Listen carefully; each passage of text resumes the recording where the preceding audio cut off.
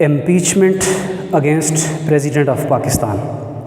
صدر مملکت کے خلاف مواخذہ کیسے پیش کیا جا سکتا ہے یا اس کو اس کے عہدے سے کیسے ہٹایا جا سکتا ہے؟ بہت امپورٹنٹ ٹاپک ہے جی، ریموول اور امپیچمنٹ.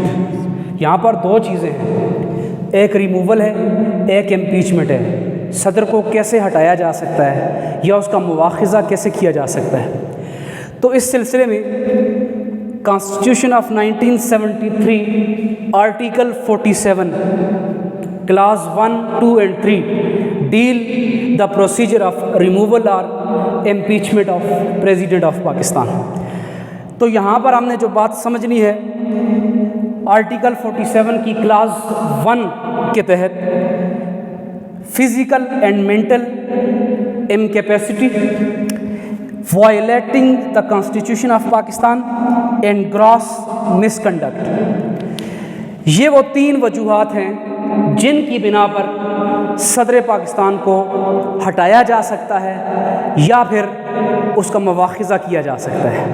یہاں پر 2 چیزوں کو سمجھنا ہے، ریموول اور چیز ہے، امپیچمنٹ اور چیز ہے. ان دونوں میں ڈفرنس ہے. اس ڈفرنس کو سب سے پہلے سمجھنا ہے.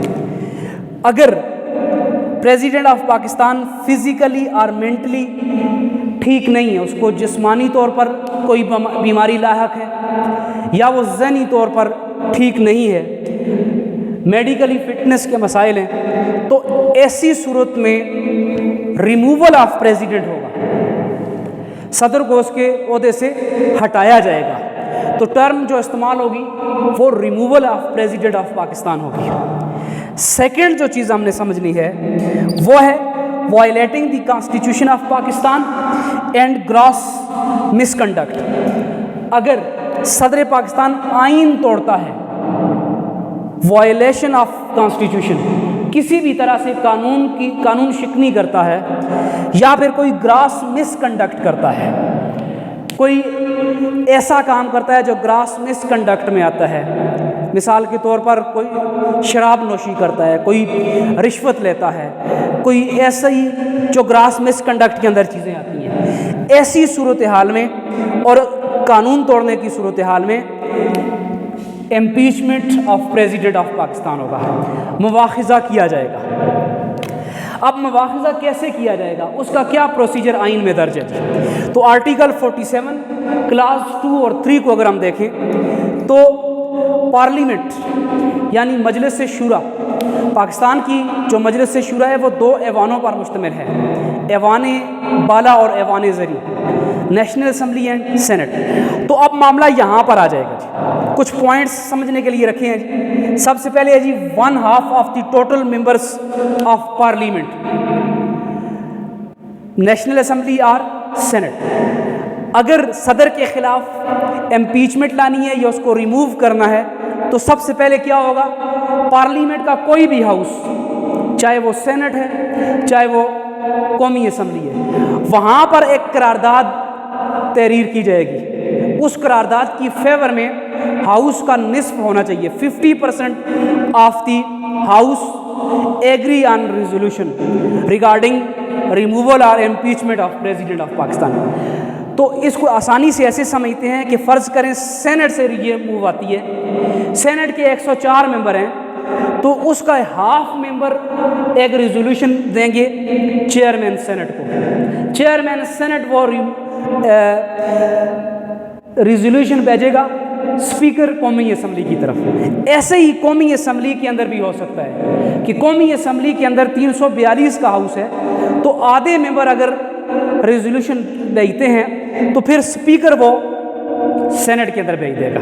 تو کلاس 2 کو اگر ہم اور ایکسپلین کریں تو سینٹ کے اندر اگر یہ ریزولوشن آتی ہے کہ صدر کا مواخذہ کرنا ہے یا صدر کو اس کے عہدے سے ہٹانا ہے تو ایٹ لیسٹ 50% آف ممبرس وہ قرارداد لکھیں گے، قرارداد کو وہ سینٹ کے جو چیئرمین ہے اس کو بھیجیں گے. چیئرمین سینٹ کیا کرے گا، وہ قرارداد اسپیکر کی طرف بھیجے گا. یہاں پر چیئرمین سینٹ اور اسپیکر کا رول بہت اہم ہوگا. تو چیئرمین سینٹ قرارداد اسپیکر کی طرف بھیجے گا.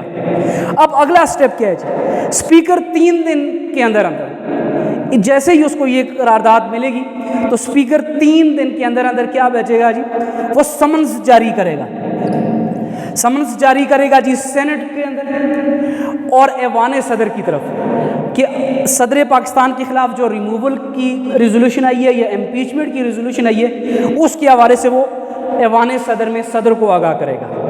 اب اگلا سٹیپ کیا ہوگا جی، یہاں پر کانسٹیٹیوشن آرٹیکل 47 کا کلاس 2 اور 3 یہ بتاتا ہے کہ اسپیکر وہاں پر 7 دن سے پہلے نہیں اور 14 دن سے زیادہ نہیں۔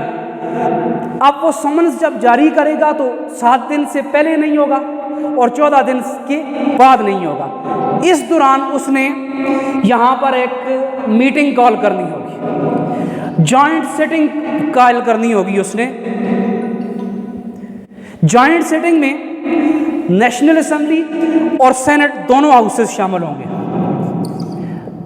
نیشنل اسمبلی اور سینٹ کی مشترکہ جوائنٹ سیٹنگ ہوگی۔ اس جوائنٹ سیٹنگ میں ریموول پیش کی جائے گی پریزیڈنٹ کے خلاف، یا اس کو ریموو کیا جائے گا یا پھر اس کے خلاف امپیچمنٹ لائی جائے گی۔ تو جوائنٹ سیٹنگ میں انویسٹیگیشن ہوگی کہ کیا جو قرارداد پیش کی گئی ہے صدر کی ریموول کی یا امپیچمنٹ کی وہ ٹھیک ہے کہ نہیں۔ اس انویسٹیگیشن کے دوران صدر پاکستان خود یا اپنے نمائندے کے ذریعے شرکت کر سکتا ہے اور وہ اپنا موقف وہاں پر پیش کر سکتا ہے۔ جب یہ انویسٹیگیشن کمپلیٹ ہو جائے گی تو اس کے بعد آخری سٹیپ کیا ہوگا، وہاں پر پھر ووٹنگ ہوگی اس ریزولوشن پر۔ اس ریزولوشن پر نیشنل اسمبلی اور سینٹ کے ممبران اس کے حق میں فیصلہ کریں گے کہ ریموو کرنا ہے یا امپیچمنٹ اس کے خلاف کرنی ہے یا نہیں کرنی۔ اس سلسلے میں سینٹ کے 104 ممبران ہیں، سینٹ کے 104 ممبران میں سے 66 ممبران کی اس قرارداد کے حق میں دستخط ہونا ضروری ہے۔ 66 ممبران، 2/3 یہاں پر ریکوائرڈ ہوگا صدر کو ریموو یا امپیچمنٹ کرنے کے لیے۔ دوسرے ہمارے پاس آ جائے گی نیشنل اسمبلی، 342 میں سے 228 ریکوائرڈ ہوں گے ریموول یا امپیچمنٹ کے خلاف۔ اس طرح ٹوٹل ملا کر 294 294 ووٹ چاہیے ہوں گے صدر پاکستان کو اس کے عہدے سے ریموو کرنے کے لیے یا امپیچمنٹ یا اس کے مواخذے کو کامیاب بنانے کے لیے۔ ڈیئر اسٹوڈنٹس، یہ آج کا لیکچر تھا جس میں ہم نے صدر پاکستان اس کے خلاف اس کو ریموو کیسے کیا جا سکتا ہے یا امپیچمنٹ کیسے لائی جا سکتی ہے۔ آرٹیکل 47 کی کلاس 1 2 3 کے تحت اس لیکچر میں یہ سمجھایا گیا ہے کہ صدر پاکستان کو کیسے اس کے عہدے سے ہٹایا جا سکتا ہے۔